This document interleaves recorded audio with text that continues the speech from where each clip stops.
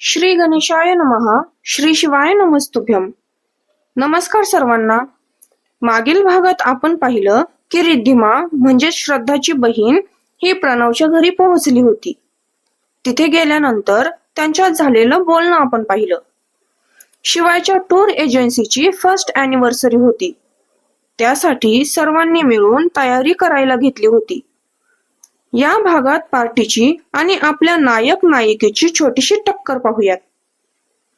आणखी एक महत्वाचं, जर तुम्ही अजूनही अदर जानकी वर्ड्स या आपल्या चॅनेलला सबस्क्राईब केलं नसेल तर नक्की करा. ही कथा सुरुवातीला जरी हलकी फुलकी वाटली तरी पुढे रोमांचक वळण घेणार आहे. कथेचे येणारे कुठलेही अपडेट्स सुटायला नकोत म्हणून नक्की सबस्क्राईब करा. त्यासोबतच बेल आयकॉनवरही क्लिक करा. चला तर मग वेळ न दवडता पुढील भागाला सुरुवात करूयात. कथेचं नाव अग्निसाक्षी भाग 11. लेखिका व कथा वाचन जानकी. सगळीकडे रोषणाईने झगमगाट केलेला होता. रात्रीचा अंधार, त्यात या रोषणाईने सर्व वातावरण मनमोहक बनवलं होतं. जो तो पाहिल्यानंतर भारावून जात होता. बऱ्याच मोठमोठ्या व्यक्तींनी आणि ज्यांच्यासोबत शिवायचे चांगले रिलेशन होते त्या सर्वांनी अॅनिव्हर्सरी पार्टीसाठी हजेरी लावली होती. शिवाय खूप खुश दिसत होता. वर्ष झालं होतं आज. नाव, पैसा, मान सन्मान सगळं काही त्याला या एका वर्षामध्ये या एजन्सीने दिलं होतं. हे तो कधीच विसरणार नव्हता. आज मोठ्या जल्लोषात तो त्याचं यश साजरा करणार होता. घरची मंडळी तर विचारूच नका. खुश होऊन सर्वजण तयारी करत होते.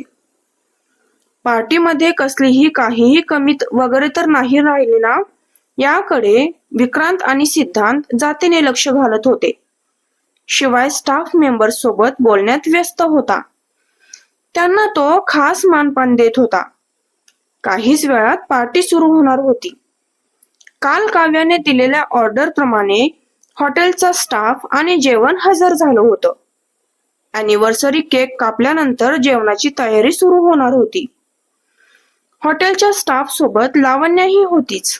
ती काव्या कुठे दिसते का हे पाहत होती, पण ती तिच्या नजरेस पडत नव्हती.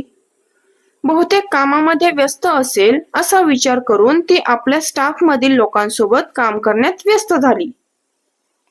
तिच्या अंगावर हॉटेलचा युनिफॉर्म होता, कारण ती हॉटेल स्टाफ सोबत आलेली होती. ती तिचं काम करतच होती की तेवढ्यात सावित्रीबाईंची नजर तिच्यावर पडली. त्या खुश होऊन तिच्या जवळ आल्या. अगं लावण्या, कधी आलीस? सावित्रीबाईंनी तिच्या जवळ येऊन हसून चौकशी केली. त्यांना पाहून तिलाही छान वाटलं. मी आत्ताच आले काकू. हा आमचा हॉटेलचा स्टाफ आहे. जेवणाची ऑर्डर काव्याने आमच्या हॉटेलमध्ये दिली होती, त्यामुळे स्टाफ सोबत मी सुद्धा आले. लावण्याने हसून सांगितलं. बरं झालं ग आलीस ते. मी काव्याला सांगितलं होतं की तुलाही पार्टीसाठी बोलावं म्हणून. तेव्हा तिने मला सांगितलं होतं की ऑर्डर दिलेल्या हॉटेलमध्ये तू काम करतेस. स्टाफ सोबत तू सुद्धा येशील असं तिने मला आधीच सांगितलं होतं. सावित्रीबाईंना आधीच माहित होतं हे त्यांनी तिला सांगितलं. जेवणाच्या वेळी आमच्या सोबत येशील का? त्यांनी तिला विचारलं, पण त्यांच्या विचारण्याने तिला जरा अवघडलेपणा जाणवला. नको काकू, तुम्ही छानपैकी पार्टी एन्जॉय करा. मला स्टाफ सोबतच राहावं लागेल. लावण्याने कसंबसं हसून सांगितलं. चालेल, एखाद्या दिवशी निवांत सोबत बसून जेवण करू. बरं, मी जरा पाहुण्यांकडे पाहते.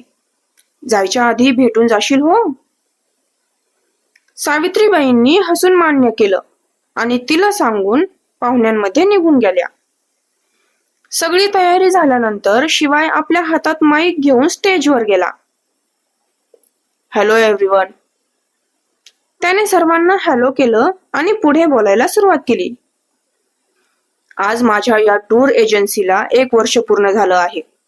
या एका वर्षामध्ये खूप काही चांगले वाईट अनुभव आले, पण पहिल्याच प्रयत्नामध्ये यश मिळालं, त्यामुळे मी अगदी भारावून गेलो आहे. त्याच तुम्हा सर्वांचाही खूप मोठ्या प्रमाणात वाटा आहे. तुम्हा सर्वांसोबत हा आनंद शेअर करावा वाटला म्हणून ही छोटीशी पार्टी अरेंज केली आहे. आशा आहे तुम्ही सर्वजण माझ्या या आनंदात सहभागी होऊन माझा आनंद द्विगुणित कराल. तो असा म्हणाला आणि सर्वांनी टाळ्यांचा वर्षाव केला. सर्वांच्या खूप साऱ्या शुभेच्छा सुद्धा त्याला मिळाल्या. नंतर तो आभार मानत मागे सरकला. 2-3 जणांनी पुढे येऊन स्टेजवर भला मोठा केक मांडला. त्यांच्यासोबत काव्याही होती. त्याच्या ऑफिसमधील हर एक डिपार्टमेंटमध्ये काम करणाऱ्या लोकांना त्याने सगळ्यात पुढे येऊन उभं राहायला सांगितलं. नंतर काव्याचा हात धरून त्याने केक कट केला. एकमेकांना आणि घरच्यांना केक भरवून झाल्यानंतर त्याने तो केक हॉटेल स्टाफकडे दिला, जेणेकरून ते सर्वांना खाण्यासाठी देऊ शकतील. अधूनमधून त्याची आणि लावण्याची नजरानजर होत होती. ती सध्या हॉटेल स्टाफच्या वतीने आलेली होती म्हणून थोडीशी नमती घेत होती. पण शिवाय मात्र तिने त्याच्याकडे पाहिल्यावर रागीट नजरेने तिच्याकडे पाहत होता. ती नेहमीप्रमाणे इग्नोर करायची आणि आपल्या कामात गुंतून जायची. हे काव्याने 1-2 वेळा नोटीस केलं, पण तिसऱ्यांदा मात्र ती तिच्या भावाजवळ जाऊन बोलू लागली. हे काय आहे दादा? तुम्ही अजूनही तिच्याकडे खुन्नस देऊन का पाहत आहात? काव्याने त्याच्याजवळ येऊन त्याला विचारलं. ती मुलगी आहेच तशी, म्हणून मला तिच्याकडे पाहिल्यावर चिड येते. शिवायने बिनधास्त होऊन सांगितलं. ज्या गोष्टी जिथे झाल्या तिथे सोडून द्यायच्या असतात दादा. पण तुम्ही तर धरूनच बसला आहात. लावण्या इतर मुलींपैकी वेगळी आहे. ती कधीच कोणाचा वाईट विचार करत नाही. तर मग तुम्ही का तिला असे टशन देत आहात? काव्य वैतागली होती त्या दोघांच्या अशा वागण्याला, म्हणून ती स्पष्टपणे त्याच्याशी बोलत होती. तिच्या बोलण्यावर त्याने तिरकस नजरेने तिच्याकडे पाहिलं. हे तू मला सांगण्याऐवजी तिला सांग. त्या दिवशी आपण हॉटेलमध्ये गेलो होतो तिथेही तिने मला टशन दिली होती. मग आता विचार कर की टशन कोण कोणाला देत आहे. तिला सांग माझ्यासोबत व्यवस्थित वागायला, मग मीही तिच्यासोबत चांगलाच वागेन. तुला माहित आहे मी जशास तसा वागत असतो. उगाच माझ्या समोर तिची बाजू घेऊन बोलू नकोस. केव्हाचा त्याचा मूड चांगला होता, पण आता जेव्हा काव्या लावण्याबद्दल त्याच्याशी बोलायला आली होती तेव्हा त्याचा मूड बिघडला होता. काव्यालाही ते समजलं म्हणून त्याने आपली चिडचिड कमी केली. आय एम सॉरी दादा, मला तसं नव्हतं म्हणायचं, पण हे अजून किती दिवस चालणार ना? म्हणून म्हटलं की काही वैर नसताना उगाच एकमेकांसोबत असं वागण्यात काही अर्थ नाही. तिलाही मी समजावून सांगेन, पण तुम्ही सुद्धा समजून घ्या. काव्या शांतपणे म्हणाली, पण तो काहीच न बोलता तिथून दुसरीकडे गेला. ते पाहून तिने डोक्यावर हात मारून घेतला. देवा, कसं होणार या दोघांचं काय माहीत. पण मी या दोघांना एकत्र पाहण्यासाठी का तरसत आहे? लावण्य मला माझी वहिनी म्हणून तर हवी नाही आहे ना? तसं असेल तर छानच आहे. तिने स्वतःच्या मनाला असा विचित्र प्रश्न विचारला की तिचं मन कन्फ्यूज होऊन गेलं. जाऊ दे, जे होईल ते होईल. ती माझी वहिनी झाली तरी मला आनंदच होईल. काव्या आपल्या डोक्यातले विचार थांबवत सगळं काही परिस्थितीवर सोडून देत म्हणाली. इकडे सावित्रीबाईही त्यांच्या वयाच्या बायकांसोबत बोलण्यात व्यस्त होत्या. बोलता बोलता काव्या आणि शिवायच्या लग्नाचा विषय निघाला. मग सावित्रीबाई, मोठ्या मुलाचं तर लग्न झालं तुमच्या, पण अजून काव्या आणि शिवाय बिना लग्नाचे आहेत. त्यांच्याबद्दल काही विचार केला आहे की नाही? एका बाईने सहजच त्यांना असा प्रश्न विचारला. त्यांच्या तर ध्यानीमनीही नव्हता असा काही विषय, पण आता त्या बाईने विषय काढल्यामुळे त्यांच्या डोक्यामध्ये तो विचार घोळायला लागला होता. नाही हो, अजून त्याबद्दल काही विचार केला नव्हता. सावित्रीबाई किंचित हसून म्हणाल्या, अहो मग कधी करणार आहात? दोघांचं वय निघून गेलं तर मग कोणी भेटणारही नाही त्यांच्यासाठी. ती बाई पुन्हा म्हणाली. मग मात्र सावित्रीबाईंचं मन अस्वस्थ झालं. एकदा वय निघून गेल्यानंतर कोणी आपला मुलगा किंवा मुलगी समोरच्याला देत नाही हे त्यांना माहीत होतं. शिवायचंही वय 30च्या पुढे सरकत होतं आणि काव्याचंही 25 पार करणार होतं. शिवायचं समजलं, पण जर काव्याला जास्त वेळ लागला तर तिच्यासाठी मुलगा मिळणं अवघड होईल. हा विचार करून एका आईचं मन अस्वस्थ व्हायला लागलं होतं. तेही बरोबरच आहे हो, पण तसा काही विषय घरात अजून निघालाच नव्हता. आता काढून पाहिल. तुम्ही म्हणाल्याप्रमाणे वेळेत सगळ्या गोष्टी होणं गरजेचं आहे. सावित्रीबाई बोलत होत्या तेवढ्यात त्यांना तिथे एक बाई जॉईन झाली. माफ करा, पण मी जास्त कोणाला या पार्टीमध्ये ओळखत नाही, म्हणून तुमच्यामध्ये येऊन उभी राहिले. तुम्हाला काही प्रॉब्लेम तर नाही ना? त्या बाईला वाटलं की या सर्वजणी एकमेकींना ओळखत असतील आणि आपण एक अनोळखी माणूस त्यांच्यात गेलो म्हणजे त्यांना राग येईल, म्हणून आधीच तिने माफी मागितली. अहो नाही ताई, इथे कोणी कोणाला ओळखत नाही. हे सगळे शिवायसोबत डिपार्टमेंटमध्ये काम करत असलेल्या सदस्यांचे कुटुंबीय आहेत. तुम्हीही आम्हाला जॉईन होऊ शकता. सावित्रीबाई हसून म्हणाल्या. मग पुन्हा त्यांच्या गप्पा सुरू झाल्या. त्या बाईने आपला परिचय द्यायला सुरुवात केली. मी मॅरेज ब्युरो चालवते. नवविवाहितांसाठी हनीमून टूरच्या निमित्ताने मिस्टर शिवाय धर्माधिकारी यांच्यासोबत या वर्षभरामध्ये खूप वेळा भेटणं वगैरे झालं, म्हणून त्यांनी मलाही आमंत्रण दिलं होतं. त्या बाईने सांगितलं तशा मग आता गमतीशीर गप्पा सुरू झाल्या. तुम्ही ज्यांच्यासोबत काम केलं आहे तेच स्वतः अविवाहित आहेत, त्यांचीही सोय करा. एक बाई गमतीने म्हणाली. तशा सगळ्या हसू लागल्या. हो हो नक्कीच. मी तर म्हणते की आता मिस्टर शिवाय यांचं लग्नाचं वय झालं आहे. आजच एक मुलगी मला भेटली. दुपारी मॅरेज ब्युरो मध्ये आली होती. तिला लग्नासाठी उत्तमोत्तम स्थळ हवं होतं आणि तुम्हाला सांगते की मुलगी खूप सुंदर आहे. अगदी नाकीडोळी सुंदर गोरी पान. मिस्टर शिवाय यांना नक्की शोभेल ती. त्या बाईने हसून सांगितलं तर सावित्रीबाई खुश झाल्या. खरंच? मला भेटू शकेल का ती मुलगी? प्लीज तिला सांगा की एकदा येऊन भेटून जा. बाकी ती कुठे राहते, काय करते? सावित्रीबाईंनी पुढची चौकशी केली. तिची फाईल मॅरेज ब्युरो मध्ये आहे. मी उद्या तुम्हाला तिची भेट घडवून देते.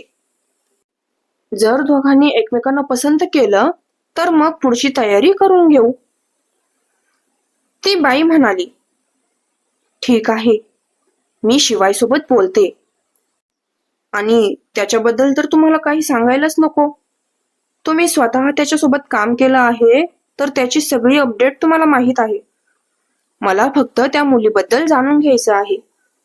तिचा नंबर वगैरे द्याल का, की ब्युरोमध्येच येऊन भेटू? सावित्रीबाई खुश होत म्हणाल्या.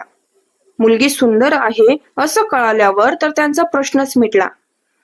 पण ती सुंदर असण्याबरोबरच जबाबदारीच्या योग्य आहे की नाही तेही त्यांना पाहणं गरजेचं होतं. नमिता अशी काही घराची जबाबदारी घेत नव्हती. छोट्या सुनेवरच त्यांना ती जबाबदारी द्यावी लागणार होती.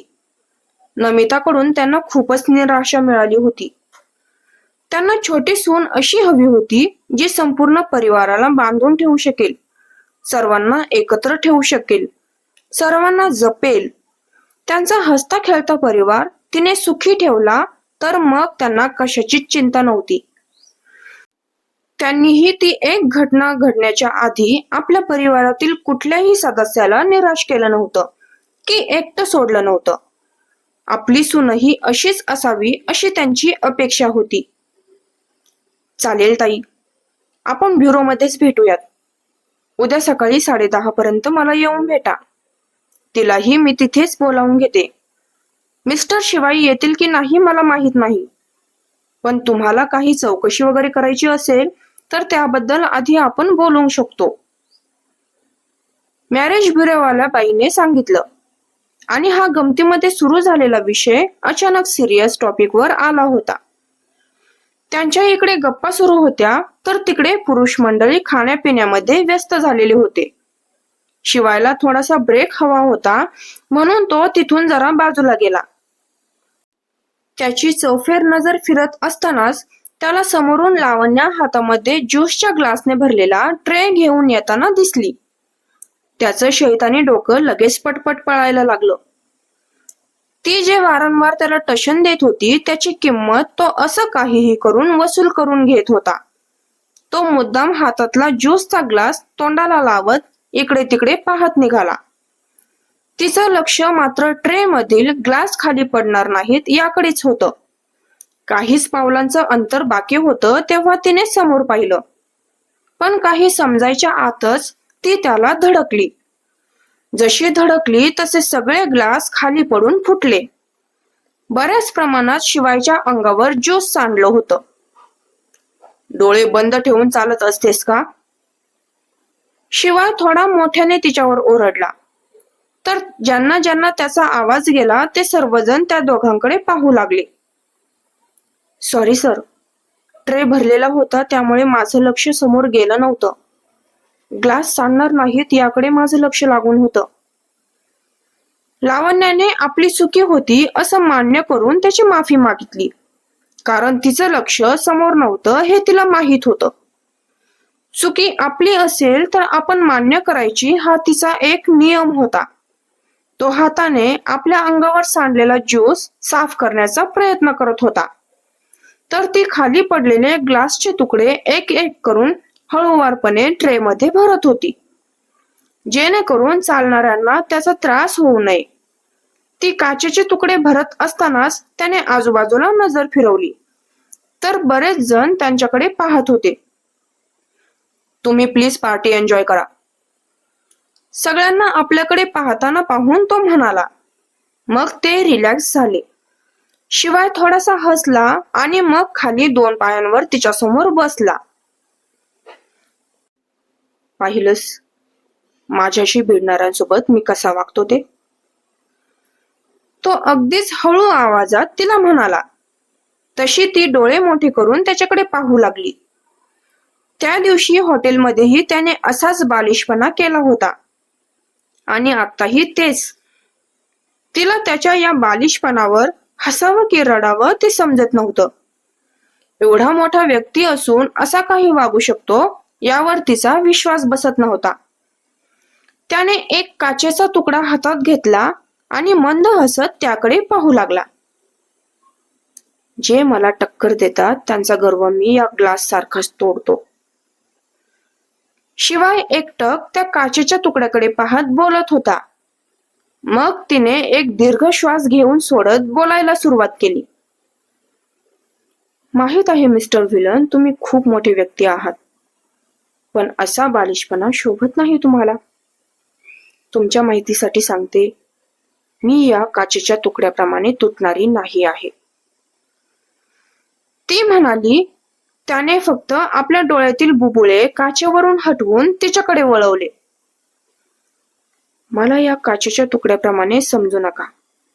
तुम्ही कितीही तोडण्याचा प्रयत्न केला मला तरी मी तुटणार नाही.